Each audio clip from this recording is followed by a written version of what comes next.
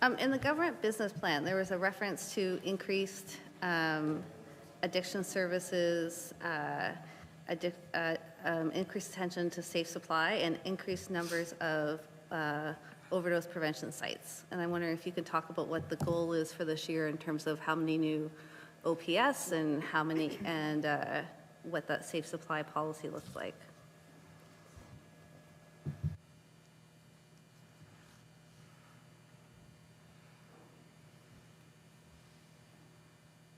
I recognize the Honourable Minister for Addictions and Mental Health.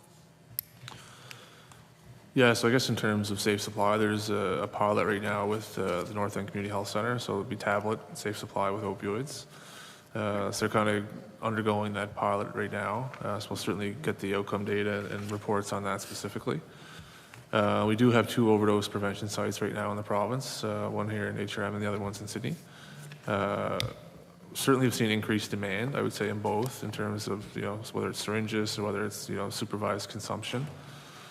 We've been also noticing, increases in accidental, overdoses, toxicities, real significant issues with synthetic opioids, synthetic benzodiazepines, right? So not only are people kind of using in high-risk situations, they're actually poisoning themselves to the point where there's overdoses. So certainly something the folks in the office and certainly with Dr. Hickox and Dr. Strang really keep a very, very close eye on. If you look at what's happening out in Western Canada, it's quite catastrophic. What's happening out there with the opioids and issues like that.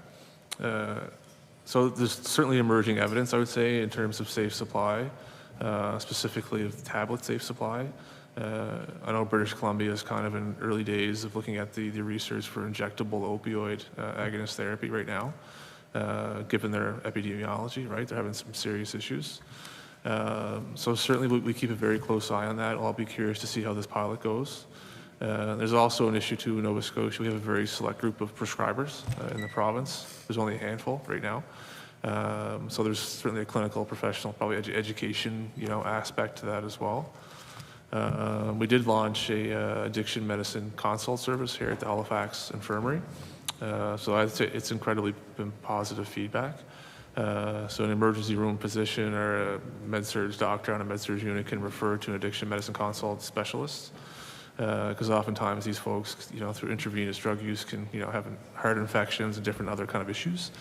So I think that's a very positive service that's been launched, and certainly something we'll look to expand if we can find the clinical clinicians to do it. Thank you.